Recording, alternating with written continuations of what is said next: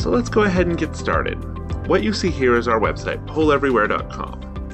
And since I'm already signed in, I'm going to navigate directly to My Polls by clicking on this button right here. This is your My Polls dashboard. Your My Polls dashboard is going to be the landing ground where you'll spend most of your time creating and organizing activities here at Poll Everywhere. You'll see here I've got a couple of groups, one labeled Webinar Survey, one labeled Archived Polls, which has 12 activities that I've archived in it, and then this Ungrouped section. Now the Ungrouped section is where any poll that I've not added to a group will live until I add it to a group. Some other things to note on this page is over here on the left-hand side, we've got the Create button, which we'll be moving to in a moment. An Import button. This is great if you already have a whole list of questions you know you want to ask, and you have it as an Excel file. You can upload it and we'll automatically create polls for all the things listed in that Excel file. We have the example polls if you're looking for inspiration or other creative activities. But to begin with, we're going to go and just create some activities. So I'm going to click this orange Create button. This is our poll creator tool. Up top, it shows you the different type of poll activities we have, including surveys, which is a multi-poll activity that you email out to people to take asynchronously. To begin with, we're going to create a multiple choice poll. Now, our multiple choice polls are great for a variety of different types of assessment, both factual and hard data assessments, as well as Likert scales, or any sort of thing where you're going to give your audience a fixed set of choices to choose from. So, for instance, let's start with, how often will you use Poll Everywhere? And then we click in here to start adding some options. To add more options, you can hit the plus sign or the tab key on your keyboard.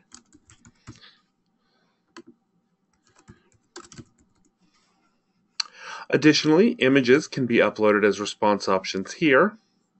And if you're on a plan that comes with reporting and grading, you have the ability to mark one of these answers as correct by selecting one of these circle check marks here. Doing so will mark it green, and you've now denoted that that is the correct answer. Now, of course, this poll has no correct answer, but because I do want to show off the grading feature a little later on, I'm going to go ahead and enable it for one of the choices. When I'm satisfied that my poll looks exactly how I want it to look in terms of text, I'm going to navigate down here. Now I can click Create to simply create this one activity, but if I know I'm going to be creating more activities, I'm going to go ahead and click Add Another Activity. It'll prompt me that it's created my first poll, and I can move on to creating another one. Now for this one, it's a fun word cloud activity. It allows you to do some fun dynamic charting, also some really substantive work where you can drill down on how people identify with a brand or a concept.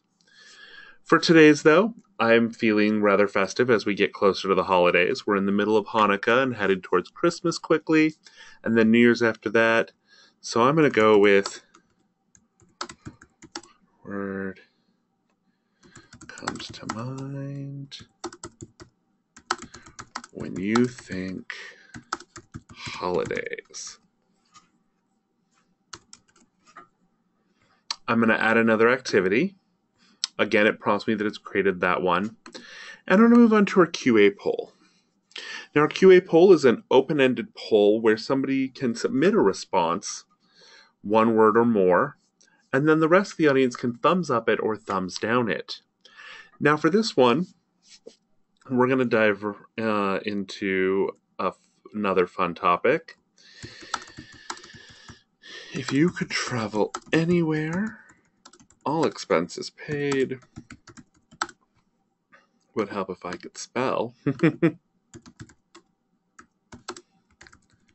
Where would you go? Then I'm going to add another activity. Next up is our rank order poll. Similar to our multiple choice poll, you're going to provide the audience a series of options to choose from, but in this case they're going to drag and drop them each in the order they prefer to create a ranking of all the options you've provided them. So let's go with, please rank these holiday treats in order from most to least favorite. And let's go with some pumpkin pie, pecan pie, candy canes, peppermint hot cocoa,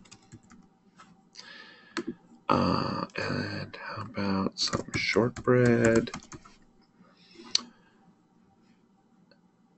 and let's go with macarons. Again, you can upload images for people to rank as well, just like the multiple choice poll, but you will note that there's no grading on this one as there's no correct answer when you're ranking it.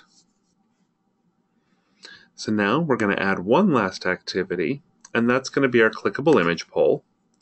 Here you can upload your own image or go through our image library. For today's session, let's go with this one, and let's say, what is your favorite color? Now, surveys, as I said earlier, are a multi-question activity, and we will be covering those a little later in today's session. The open-ended is some more visual styles for the word cloud if you don't want to do a word cloud. And under more, we have some other terminology for the polls that appear below it. But we're all done with our clickable image here, so I'm going to go ahead and click Create. It's going to take me to that last poll that I created, and since I'm not quite ready for that yet, I'm going to click on Polls. This takes me back to my Polls dashboard. It's a great way to return back to this screen at any time. You'll now note that I've got 5 activities here in my ungrouped. I'm ready to group those together because I want to keep myself organized, so I'm going to select this checkbox here and it's going to select all the polls in the ungrouped. Or, if I only wanted to select a couple of the polls in the ungrouped, I could.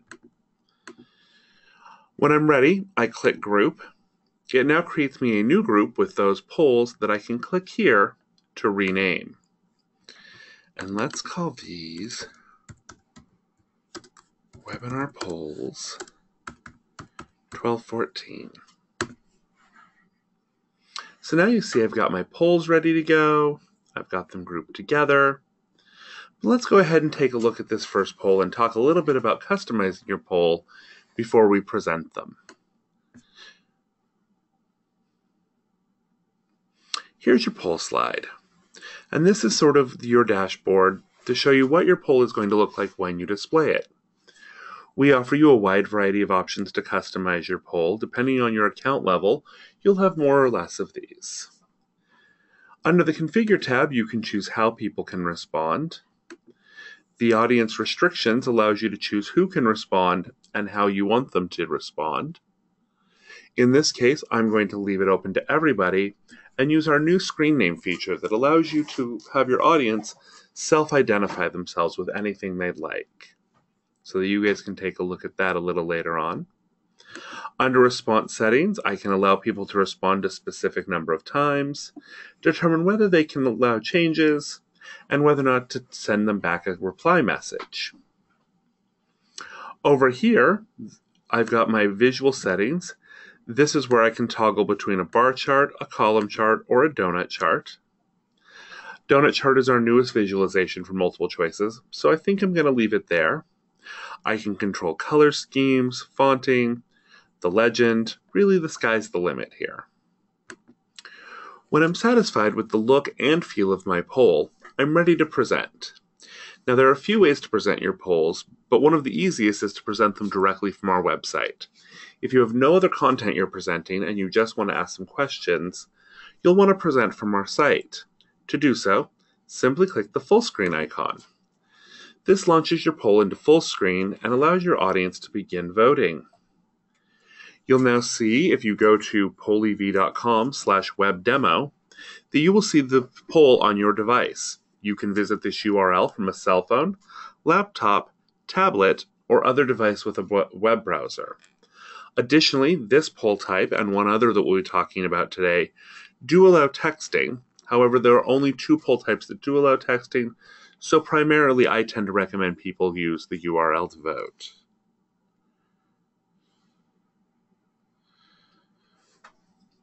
As responses come in, your chart dynamically rearranges. Looks like we've got a split here to begin with.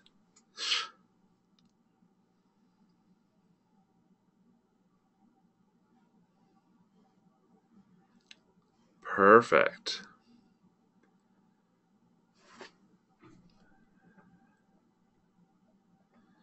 There we go. Looks like we've got some votes coming in. And so this is the multiple choice visualizer. While the poll is running, if you hover your mouse on the right-hand side, you'll see that you have all those command buttons. For instance, if you want to hide your chart so that people don't see what the results are until you're ready to reveal them, you can click that, and then click it again to reveal your chart. Earlier on, we talked about reporting and grading. If I toggle the correctness on, it'll highlight the answer that was marked as correct and dim the other responses so your audience can see whether or not they got it correct.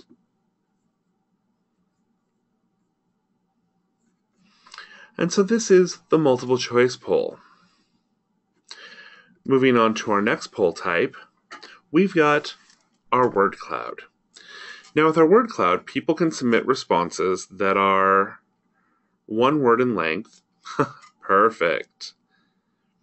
And this is a great poll type for both fun activities like this one, but I've also seen it used for things like what words identify our brand most, or what word comes to mind when you think of our company's annual objectives. Really, the sky's the limit with the way you can use this poll. You'll see as responses come in and get more votes, they grow larger than the other responses in the chart, so that you can also identify which topic or word or words are getting the most traction in your audience. The other great thing about our word cloud poll, and I'm waiting to see if somebody discovers it all on their own, is that it supports emojis. So this is a great poll type, like I said, for fun, engaging things. Earlier on I mentioned that we have some other visual styles for this poll type. If I hover my mouse over here, I can bring back up my visual settings and choose between the visual styles. We have a text wall where your options are going to come in left aligned and scroll down the screen. Now this one has a couple of limitations depending on the type of poll you're running. With this particular poll, we've got it all left aligned, which means you're going to have a lot of white space. So it's a great poll type for longer responses, but for shorter responses like this, perhaps you'll want to go with something like our cluster. With our cluster, all responses are going to get their own individual balloons. You can click on one to call it to the forefront so that you can discuss it. The last visual type for an open-ended is our ticker. With our ticker, it's going to come across your screen news ticker style. Now for many uses, this isn't going to be the best. However, we do have one of my very favorite customers who is a wedding MC and DJ, and he likes to use it so that people throughout the wedding can use it to send loving wishes to the bride and groom or make song requests. But let's go back to our word cloud. Now, let's escape out of this view and talk about another great feature that comes on many of our paid accounts, and that's our moderation tools. With our moderation tools, if they come on your account, you have the ability to set a profanity filter, block emojis before you run your poll, or enable hard moderation. With our hard moderation tool, nothing will appear on your screen until you choose whether to show or hide it. I'll hide my own response so no one gets offended. And so then you've got your ability to show or hide this. Now with this particular feature, you'll want to run it from a second device, as you won't want your audience to see you doing this. I tend to do it from my cell phone, but you can do it from another laptop, cell phone, or tablet. You can also disable moderation at any time to just restore your chart, and we can go back into presenting.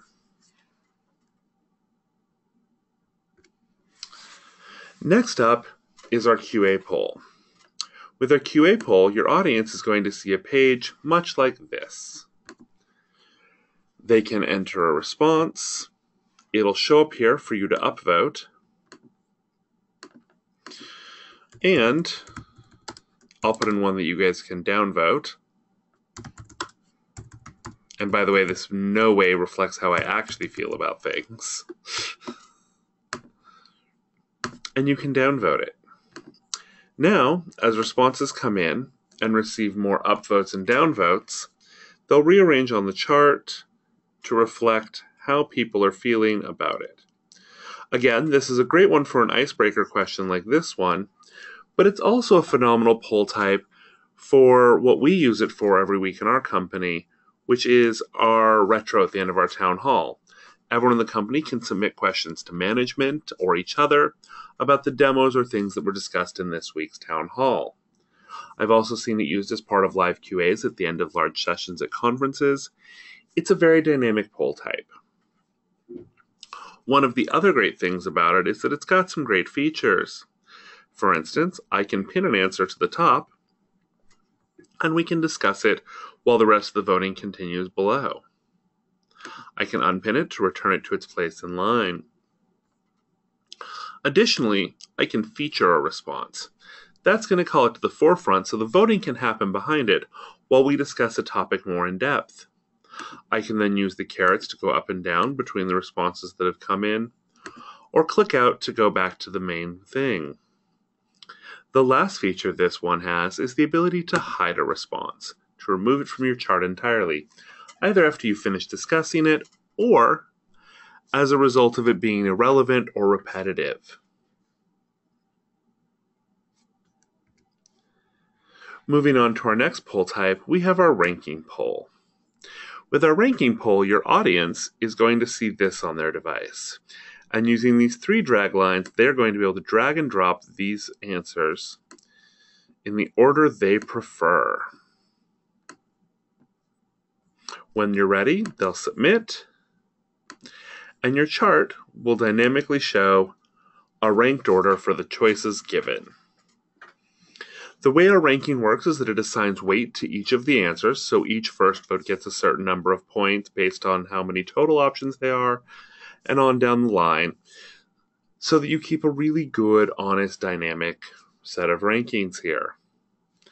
Looks like we've got some ties for peppermint hot cocoa and macarons, with some pumpkin pie and pecan pie coming in the middle, and candy canes are having trouble keeping the lead.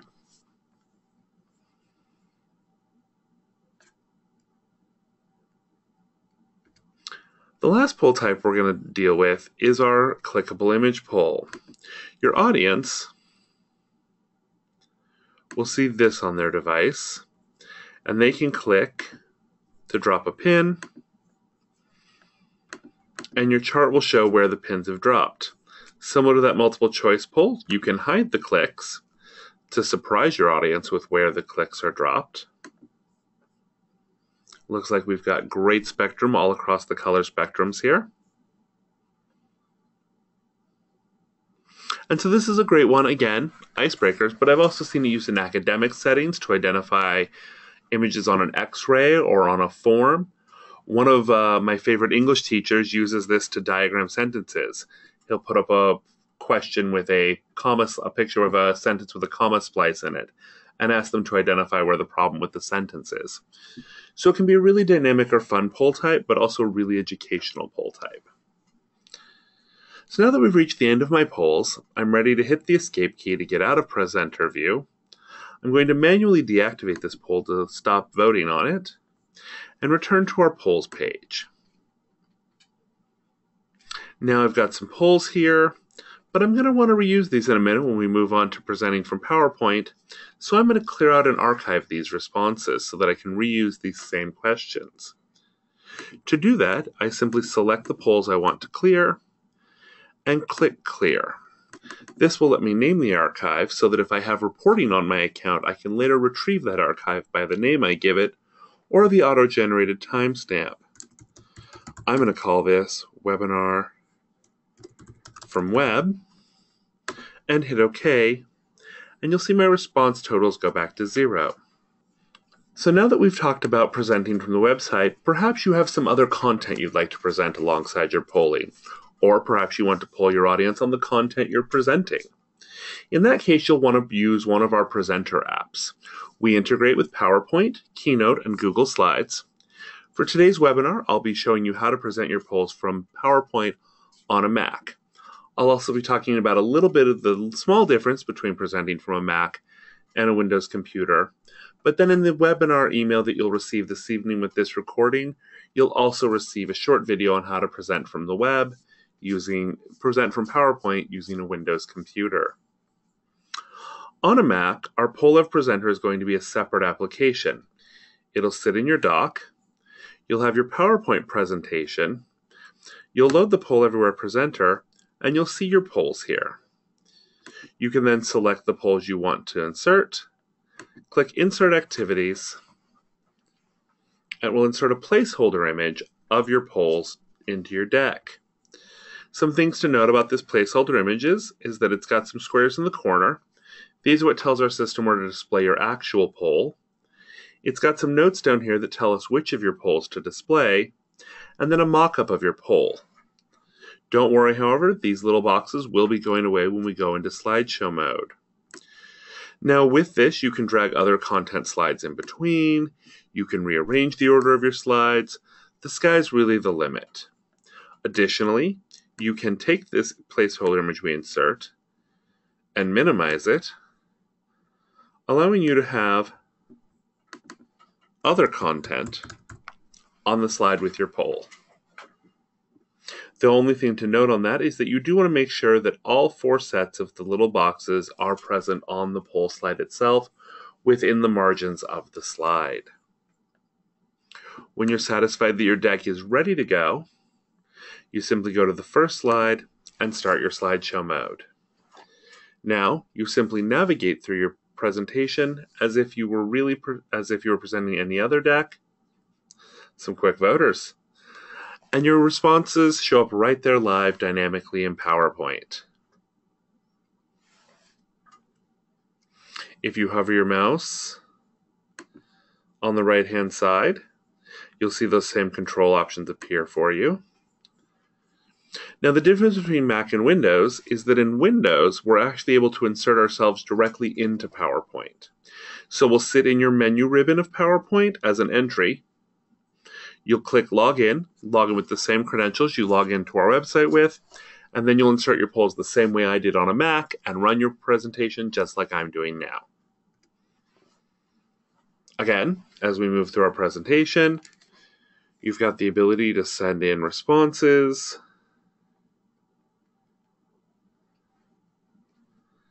and they show up right there live on your chart.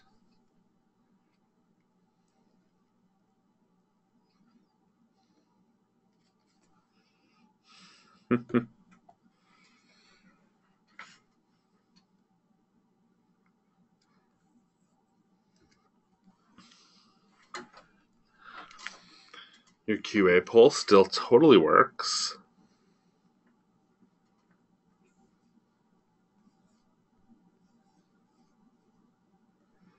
Ooh, and these are all great options.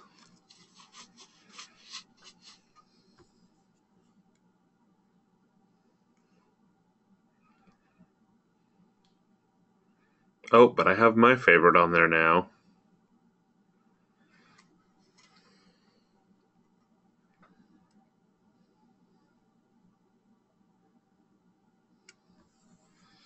The moon does seem to be a popular option. Then we've got our ranking poll again.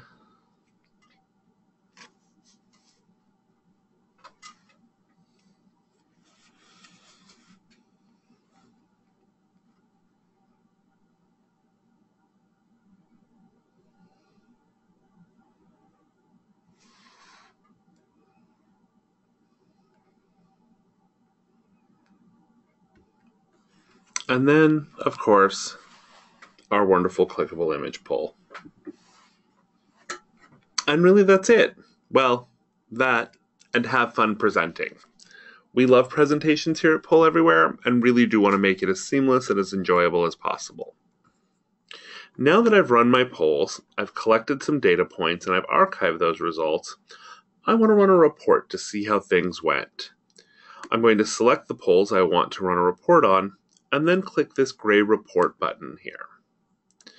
This is going to take me to our reports module where I can select a report type that I want. I'm going to go with the executive summary, and a quick note for the individual who asked about anonymous polling. If you do select anonymous on your polls, the executive summary will be the only report type available to you, as all the other report types do report some sort of identifying information. With the executive summary, I'm going to get a high-level view. Currently, it's showing me no result because I've cleared out my polls.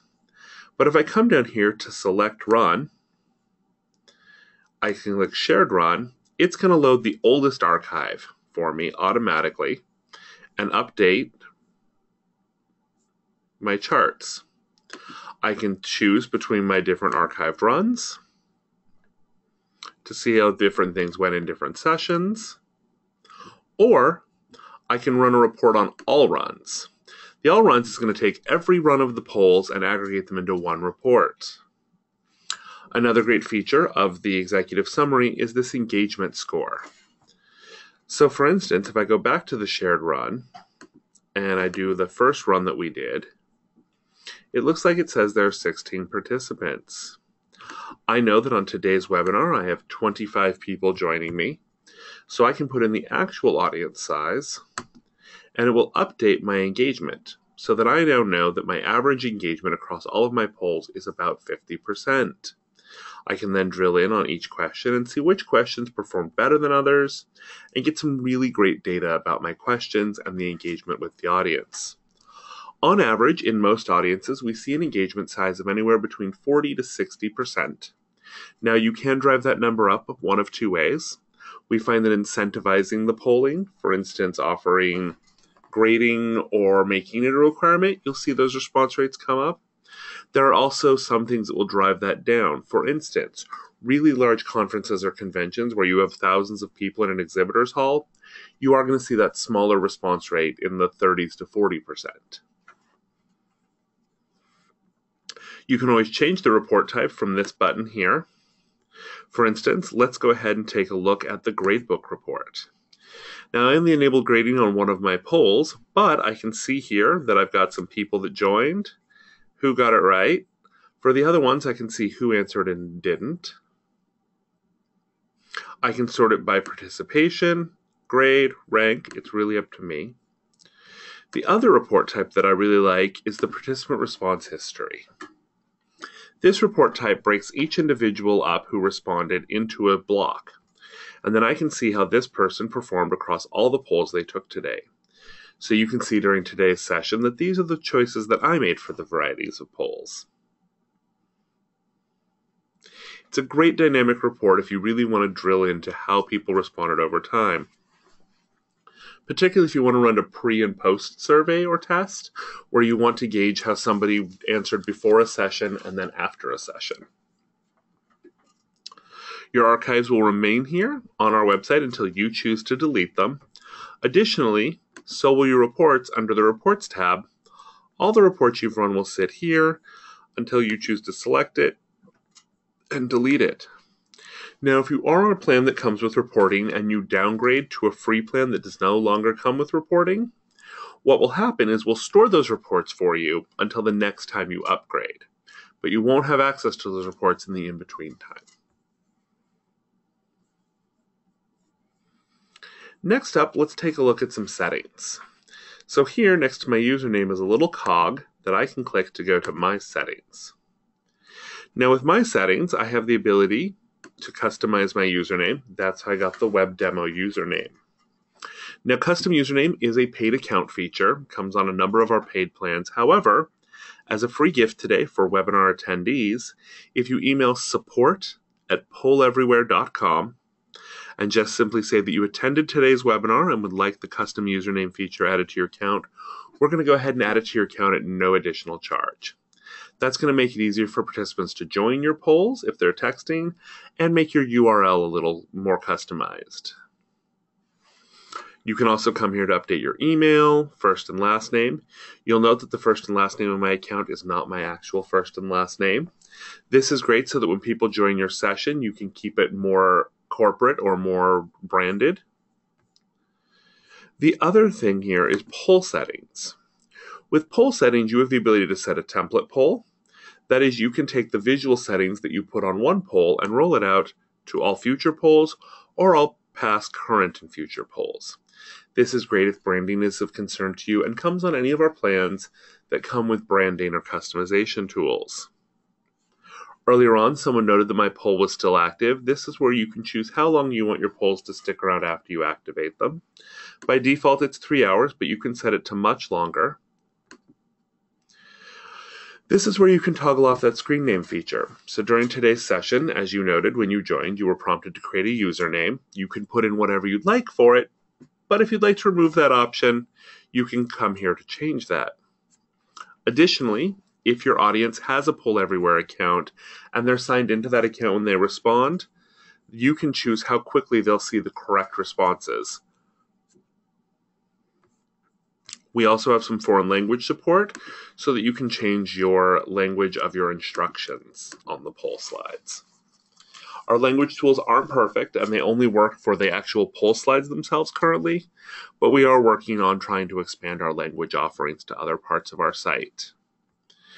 Also, speaking of foreign languages, if you know you'll be presenting in an international market or to an international audience, we do have a whole variety of international text messaging numbers. Some are regional, some are country specific.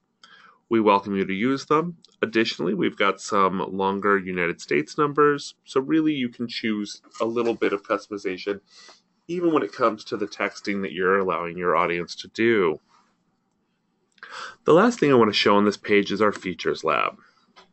Now, our Features Lab is where you can take a look at the features and things we're currently working on and about to roll out. Things that are about to roll out, including donut charts, which just rolled out, so it hasn't been removed from this page. You'll see here.